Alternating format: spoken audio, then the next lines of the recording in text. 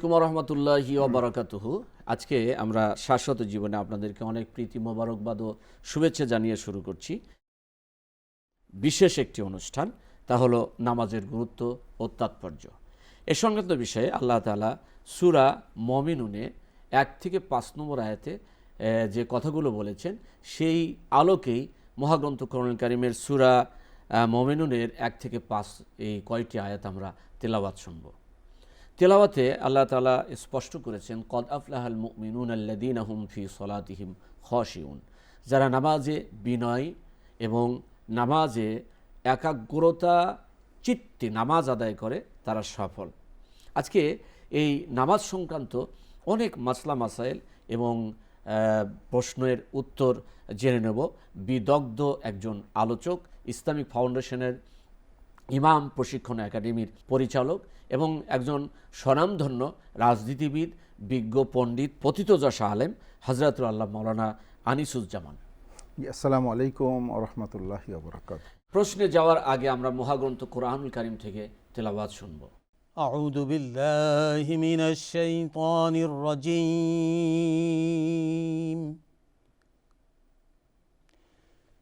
বিসমিল্লাহির রহমানির রহিম।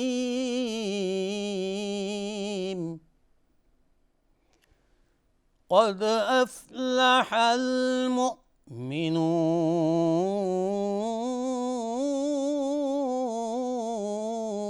المؤمنون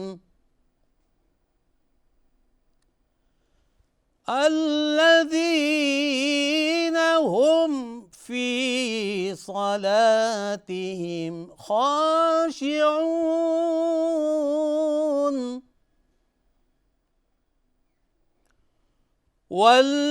والذين هم عن اللغو معرضون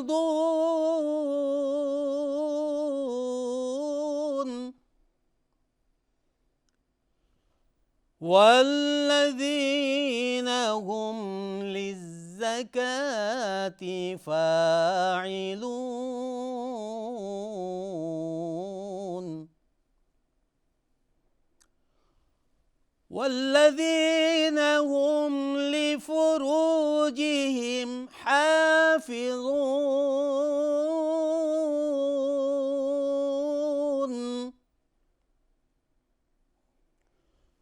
والذين هم للزكاة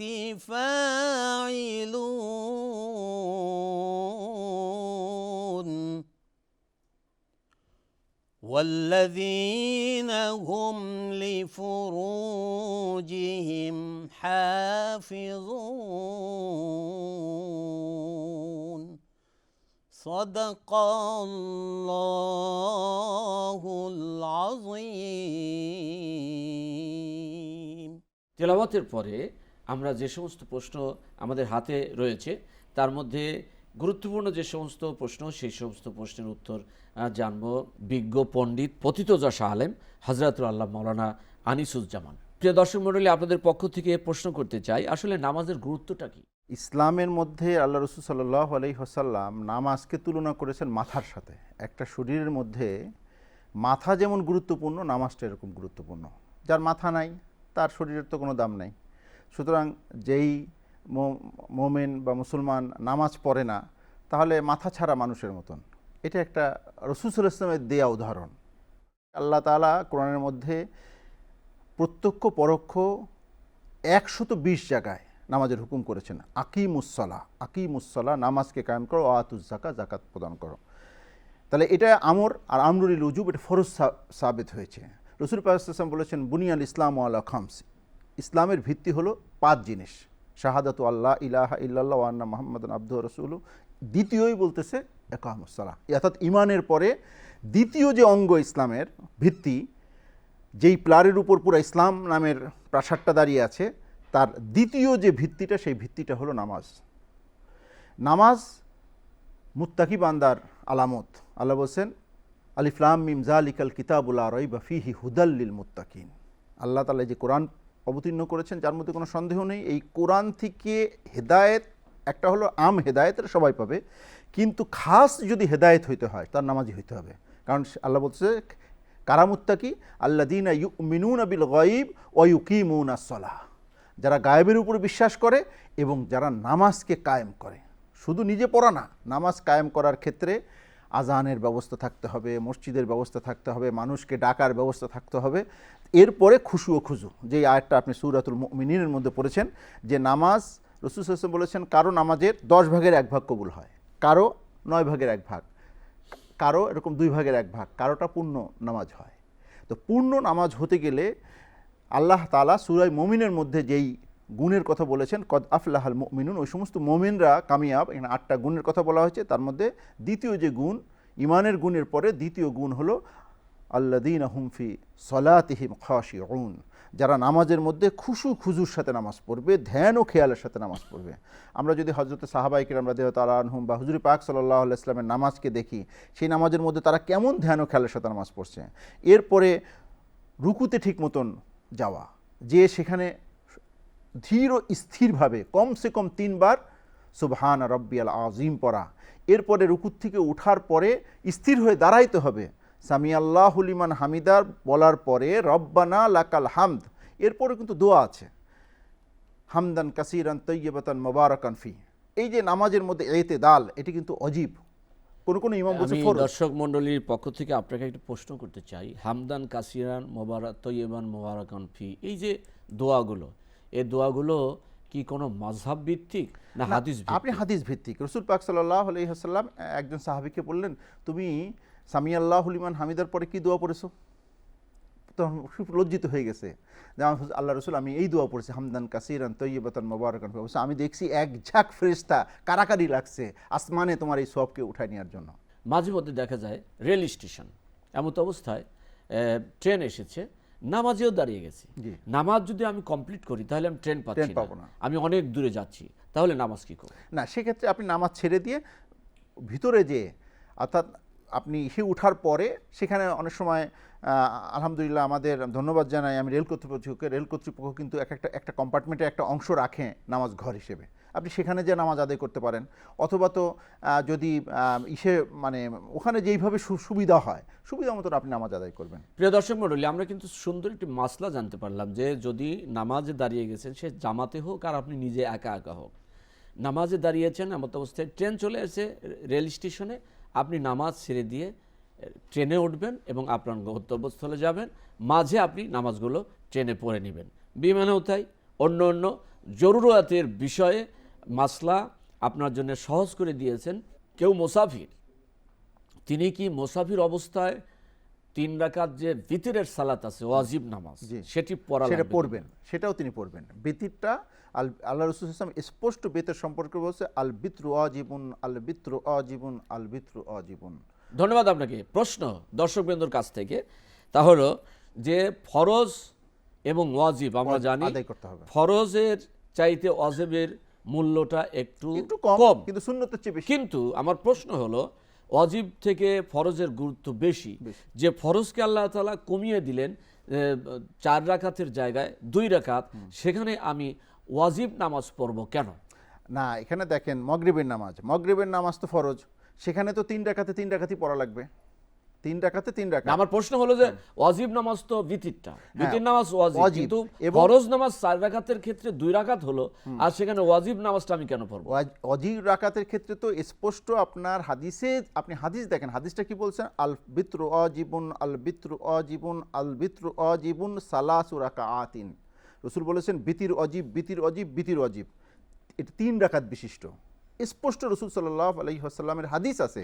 তো সেই সুতরাং যেহেতু রাসূল সাল্লাল্লাহু আলাইহি ওয়াসাল্লাম অজীব বলেছেন, অজীবটাকেও আমরা তরক না করাটা, এইটাই আমাদের ওলামায়ে কেরামের মুত্তাফাক রায়।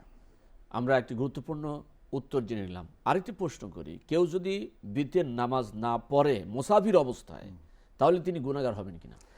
না, যে কোনো অজীবকে তরক করলে অজীব তরকের গুনাহ আছে, অজীব তরকের গুনাহ আছে। ফরজ তরকের থেকে নিশ্চয়ই কম হবে সেটাই, কিন্তু অজীব তরক করলেও গুনাহ হবে। আল্লাহর হুকুমকে যে যত বেশি গুরুত্ব দেবে, সে আল্লাহর কাছে তত প্রিয় বান্দা হবে। তো সুতরাং আল্লাহ রাসূল সাল্লাল্লাহু আলাইহি ওয়াসাল্লাম কখনো বেতের নামাজ ছাড়েন নাই, আমরাও বেতের নামাজ ছাড়বো না। আল্লাহ রাসূল সাল্লাল্লাহু আলাইহি ওয়াসাল্লাম সফর হালাতেও বেতের নামাজ পড়েছেন, সুন্নত পড়েন নাই, কিন্তু বেতের নামাজ পড়েছেন, তো আমরা বেতের নামাজ পড়বো। ধন্যবাদ। প্রিয় দর্শক মণ্ডলী, আমরা নামাজের গুরুত্ব তাৎপর্য নিয়ে বিভিন্ন প্রশ্ন তার উত্তর জেনে নিলাম। আমাদের অনুষ্ঠানে এ পর্যায়ে রয়েছে ইসলামী বই পরিচিতি। সাথেই থাকবেন। এ বিষয়ে আমরা আরও আলোচনা শুনব এবং সেই আলোচনা শুনে আমরা আমল করার চেষ্টা করব ইনশাআল্লাহ। সাথেই থাকুন। আসসালামু আলাইকুম। শাশ্বত জীবন অনুষ্ঠানের বই পরিচিতি পর্বে আপনাদের স্বাগত। আপনাদের সাথে আছে আমি মাহমুদা সুলতানা। আজ আমরা কয়েকটি ইসলামিক গুরুত্বপূর্ণ বই নিয়ে কথা বলবো, যে বইগুলো সংগ্রহে থাকলে ইসলামের অনেক অজানা বিষয় সম্পর্কে জানা সহজ ও সম্ভব হবে। আজ প্রথমেই যে বইটি নিয়ে কথা বলবো তা হলো সালাত ও জিকির। বইটির লেখক আজিজুর রহমান। সালাত একটি আরবি শব্দ, এর বাংলা প্রতিশব্দ হলো নামাজ। একজন মুসলমানের প্রতি 5 ওয়াক্ত সালাত ফরজ করা হয়েছে। সালাত আদায়ের মাধ্যমে বান্দা আল্লাহর কাছাকাছি পৌঁছাতে পারে। আল্লাহর নৈকট্য লাভের সবচেয়ে সহজ মাধ্যম হলো সালাত। শুধুমাত্র সালাতই নয়, আল্লাহর সন্তুষ্টি অর্জনের জন্য জিকিরও একটি গুরুত্বপূর্ণ বিষয়। লেখক তার সালাত ও জিকির নামক বইটিতে সালাত ও জিকিরের গুরুত্ব, প্রয়োজনীয়তা তুলে ধরে আলোচনা করেছেন। এই বইটি সংগ্রহের মাধ্যমে ইসলামের অতি গুরুত্বপূর্ণ বিষয় সালাত ও জিকির সম্বন্ধে সুস্পষ্ট ধারণা লাভ করা সহজ ও সম্ভব হবে। এই বইটির পৃষ্ঠা সংখ্যা 163। বইটি পাওয়া যাবে খানকা শরীফ, উত্তর সুরাবাড়ি, গাজীপুর থেকে। দ্বিতীয়ত যে বইটি নিয়ে কথা বলবো তা হলো ইসলামের পথে সুখের সংসার। বইটি লিখেছেন ইমাম গাজ্জালী রাহমাতুল্লাহি আলাইহি। ইসলাম মানব জাতির জন্য আল্লাহ মনোনীত একটি পূর্ণাঙ্গ জীবন ব্যবস্থার নাম। লেখক তার এই বইটিতে ইসলামের আলোকে কিভাবে একটি সুন্দর সংসার গড়ে তোলা যায় সেই বিষয় নিয়ে আলোচনা করেছেন। নবী রাসূলগণদের জীবনী, তাদের আচার আচরণ, তাদের ব্যবহার, পিতামাতার সাথে কিভাবে আচরণ করতে হবে, প্রতিবেশীর সাথে আচরণ কেমন হবে, সন্তানদের শিক্ষা দান প্রক্রিয়া কেমন হবে, কিভাবে ইসলামিক সমাজ ব্যবস্থা গড়ে তোলা যায় ইত্যাদি সম্পর্কে লেখক আলোচনা করেছেন এই বইটিতে। এই বইটি সংগ্রহের মাধ্যমে জানা সম্ভব হবে কিভাবে একটি সুন্দর সংসার গড়ে তোলা সম্ভব। এই বইটি পাওয়া যাবে 13 বাংলা বাজার, দ্বিতীয় তলায়, ঢাকা 1100 থেকে। বইটির মূল্য নির্ধারিত হয়েছে 150 টাকা মাত্র। এই ছিল আজকের শাশ্বত জীবন অনুষ্ঠানের বই পরিচিতি পর্বে। পরবর্তী অনুষ্ঠান দেখার আমন্ত্রণ জানিয়ে এখানেই বিদায় নিচ্ছি। আল্লাহ হাফেজ। প্রিয় সুধী মণ্ডলী, সাথে থাকবার জন্য ধন্যবাদ।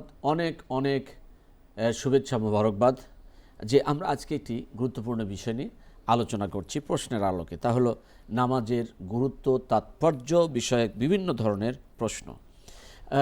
আমরা আজকে যে বিজ্ঞ আলোচক এবং প্রাজ্ঞ পতিতযশা আলেমকে পেয়েছি, এ সময়ে সর্বশেষে তিনি আলোচনা করবেন, কিছু প্রশ্নের উত্তর দেবেন। তার মধ্যে প্রথম নম্বর প্রশ্ন হলো, এই যে নামাজ কিভাবে ধৈর্যের প্রশিক্ষণ হতে পারে? আমরা জানি যে সালাতের যে ফরজসমূহ রয়েছে এর মধ্যে অন্যতম ফরজ হলো দণ্ডায়মান থাকা। তা দাঁড়িয়ে যখন একজন সালাত আদায় করে, তারপরে আরেকটা ফরজ হলো রুকু অবস্থায় যাওয়া, তারপরে সিজদা অবনত হওয়া।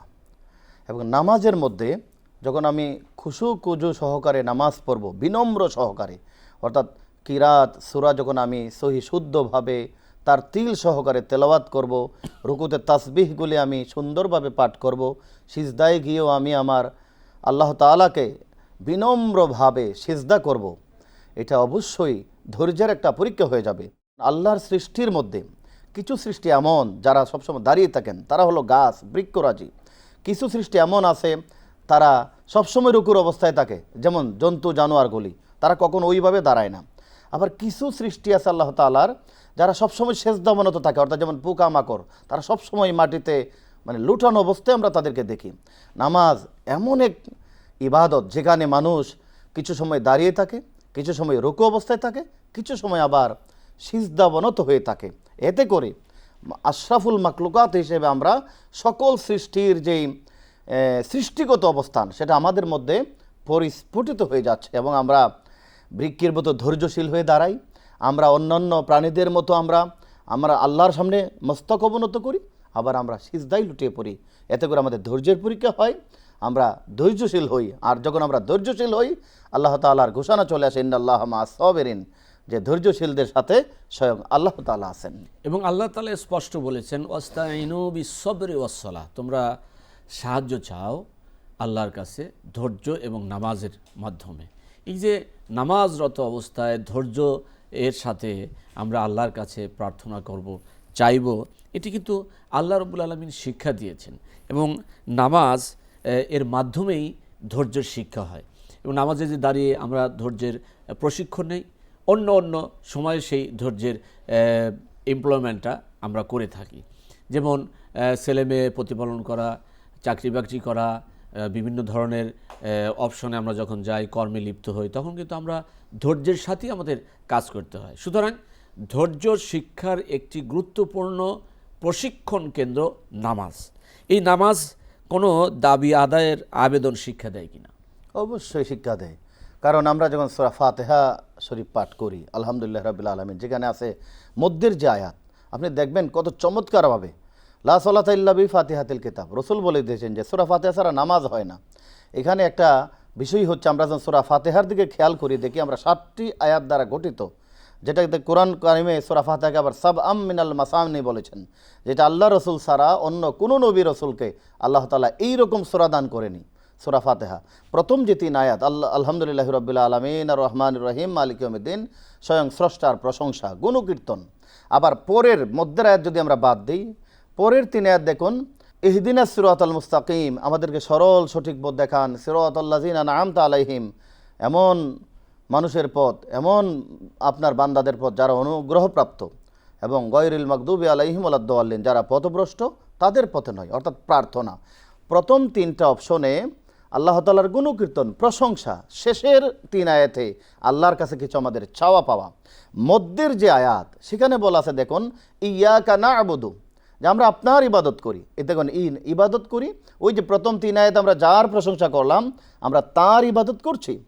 এবং ওয়া ইয়াকা নাস্তাইন, শেষের 3 আয়াতে যে আমরা সাহায্য চাচ্ছি আল্লাহর কাছে, ওই মধ্যের আয়াত শেষাংশে বলা আছে আল্লাহ তাআলা, আমরা তো আপনার যেহেতু ইবাদত করি, সুতরাং আপনার কাছে সাহায্য চাই। সুতরাং নামাজ হলো সাহায্য প্রার্থনার, আল্লাহর কাছ থেকে চেয়ে নেওয়ার অন্যতম একটি মাধ্যম এবং এটি সর্বোত্তম ইবাদত।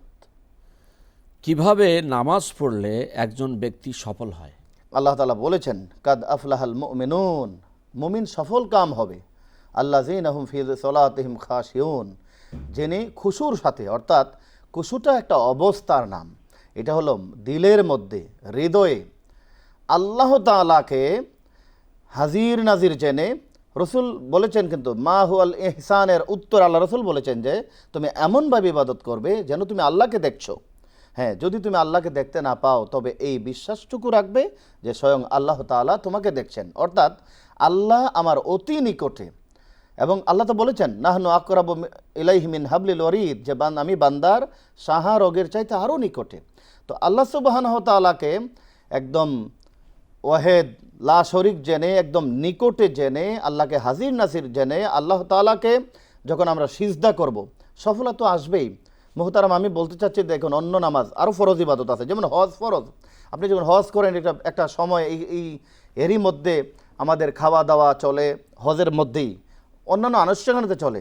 রোজা যখন আমরা রাখি, রোজা রেখে কিন্তু আমরা কি বিভিন্ন অন্য কথা বলতে পারি, বৈধ। কিন্তু নামাজ এমন একটি ইবাদত, চিন্তা করলে বোঝা যায় যে নামাজ যার মধ্যে যার মধ্যে কথা বলা যায় না, নামাজের মধ্যে আপনি খেতে পারবেন না, নামাজের মধ্যে আপনি দেখে দেখে কোরআনও পড়তে পারবেন না, এটা আপনাকে না দেখে পড়তে হবে। অর্থাৎ নামাজ যখন আমি শুরু করে দেই, সেটা সম্পূর্ণ একাগ্র, মানে এককভাবে এক আল্লাহর জন্য এর মধ্যে।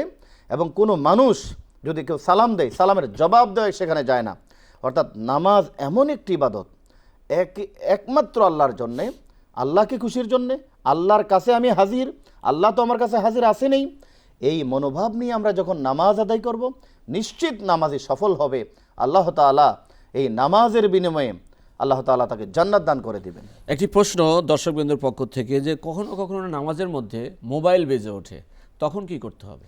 হ্যাঁ, সালাতে যদি অনিচ্ছাবশত মোবাইল বেজে ওঠে, তখন সাধারণভাবে আমরা পরামর্শ দিতে পারি যে সে নামাজ তো আর ভাঙবে না, যেহেতু সাউন্ড যদি বেশি হয়, অন্যান্য মানুষের ডিস্টার্ব হতে পারে, নামাজের ব্যাঘাত সৃষ্টি হতে পারে।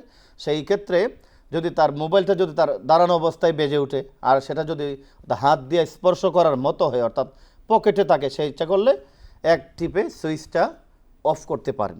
অর্থাৎ রিংটোনটা যেন অফ হয়ে যায়, সেটা এটুকু করা যেতে পারে। কিন্তু মোবাইল যদি একটু দূরে বেজে ওঠে, আপনি নামাজের স্থান ত্যাগ করে মোবাইল অফ করা আদৌ সম্ভব হবে না। এই জন্যে যত সম্ভব তখন কি আমরা নামাজ বাদ হয়ে যাবে? অবশ্যই নামাজের স্থান ত্যাগ করলে, কেবলার দিক থেকে ফিরে গেলে নামাজ ভেঙে যাবে। প্রশ্ন, মাঝে মধ্যে দেখা যায় যে কেউ পরে আসছেন, জুতা হাতে নিয়ে সামনের কাতারে গিয়ে বসেন, এরকম করা ইসলামে কোনো নিয়ম আছে কিনা? একজন মানুষ পরে আসছেন, জুতা হাতে নিয়ে সামনে গেলেন, অন্যদেরকে কষ্ট দিলেন। একটা মসজিদে যদি কেউ সালাতে যায়, সেটার একটা আদব হচ্ছে আপনি যখন যেখানে অন্যকে কষ্ট না দিয়ে জায়গা পাবেন সেখানে বসে যাবেন। কিন্তু আরেকজনের ঘাড় ডিঙ্গিয়ে নিজের জুতার পানি পড়তেছে, এমনও হয় মানুষের উপর দিয়ে জুতা নিয়ে যাচ্ছে, সেটা কিন্তু দৃষ্টিকটু এবং মানুষকে কষ্ট দিলে, মুসলমানকে কষ্ট দিলে এটা আল্লাহ তাআলা অপছন্দ করেন, এটা না করাই উচিত। প্রশ্ন করেছেন যে আমি নামাজ পড়তে গেলে মাঝে মধ্যে দেখা যায় যে 3 রাকাত না 2 রাকাত পড়েছি, খেয়াল থাকে না, আমার করণীয় কি? এখানে আপনার চিন্তা করতে হবে আসলে আপনার মন কোন দিকে বেশি অনুমান যাচ্ছে, যে আমি আসলে মন যদি বলে হ্যাঁ আমি 3 রাকাত পড়েছি, আপনি মানে যেটার উপর বেশি নিশ্চিত হবেন সেটা আপনি ধরে নেবেন, বাকিটা আদায় করবেন। যদি একান্তই আপনার হযবরল হয়ে যায় তাহলে পুনরায় আপনাকে সালাত আদায় করতে হবে। নামাজের মধ্যে অনেক কিছু মনে আসে, বিভিন্ন হিসাব, অনেকের কথা, অনেক স্থানের কথা মনে আসে, তাহলে কি আমার নামাজ হবে না? না, নামাজ মনে মনে আসলে এটা নামাজ হবে। বিষয়টা হচ্ছে এখানে ওই যে খুজুর কথা যে আসছে, বিনম্রতা, একাগ্রতা, এখানে একাগ্রতার অভাব। একজন নামাজি যখন নামাজে দাঁড়িয়ে যাবেন, সে শুধু আল্লাহর খেয়ালে থাকবেন। হ্যাঁ, যেহেতু শয়তান আমাদের পিছু লাগা আছে, সে ওয়াসওয়াসা দিবে, সেই ক্ষেত্রে যখন মন চলে যাবে, যখন আমার খেয়াল হবে যে আমি অন্যমনস্ক আছি, তখনই আমার মনটাকে ফিরিয়ে আবার সালাতের মধ্যে নিমজ্জিত করতে হবে। সাহাবায়ে আজমাইনদের মাঝে আমরা দেখি হযরত আলী রাদিয়াল্লাহু তাআলা আনহুর জীবনে এমনও ঘটেছে, তার তীর বিদ্ধ অবস্থা, এমনিতে খুলতে পারছেন না, কষ্ট হবে বলে, কিন্তু তিনি যখন সালাতে দাঁড়িয়ে গেলেন, অন্যান্য সাথীরা তীর খুললেন। সালাতে থাকার কারণে তিনি টেরই পেলেন না। অর্থাৎ নামাজে একমাত্র আল্লাহর ধ্যান অন্তরে ধারণ করে আমরা নামাজ পড়ব, এই খেয়ালই থাকতে হবে। আর যাদের মন চলে যায়, তখন আমরা আবার রিপিট করে ফিরে আসতে হবে নামাজে, যে না আমি নামাজে আছি, এই ধ্যানে খেয়ালে অন্য কথাগুলিকে বাদ দিতে হবে। এইভাবে প্র্যাকটিস করলে ইনশাআল্লাহ তাআলা আল্লাহ তাআলা রহমত করবেন, নামাজ আমরা একাগ্রতার সাথে আমরা আদায় করতে পারবো। ধন্যবাদ। আজকে আমরা নামাজের বিষয় নিয়ে চমৎকার আলোচনা এবং পর্যালোচনা শুনলাম। নামাজ আল্লাহ রাব্বুল আলামিনের সান্নিধ্য লাভের একটি সেতুবন্ধন। এই নামাজের মাধ্যমে যদি আমরা জীবনকে সুন্দর করতে পারি, তাহলে দুনিয়া ও আখিরাতের জীবনে কোনো চিন্তা নাই, টেনশন নেই। কিন্তু নামাজের মতো হতে হবে। আনতা আবুদাল্লাহ কাআন্নাকা তারাহ ফাইন লাম তাকুন তারা ফাইন্নাহু ইয়ারাক। এমনভাবে ইবাদত করতে হবে যেন আমি আল্লাহকে দেখছি। আল্লাহকে যদি আমি না দেখতে পারি, তাহলে মনে মনে ভাবতে হবে যে আল্লাহ আমাকে দেখছেন। কাজেই আমার নামাজ, আমার ইবাদত, বন্দেগী সব যেন আল্লাহ রাব্বুল আলামিনকে খুশি করার জন্য করতে পারি, সেই তৌফিক আল্লাহ তাআলা আমাদের সকলকে দান করুন। শেষ করছি আমাদের প্রিয় অনুষ্ঠান শাশ্বত জীবন।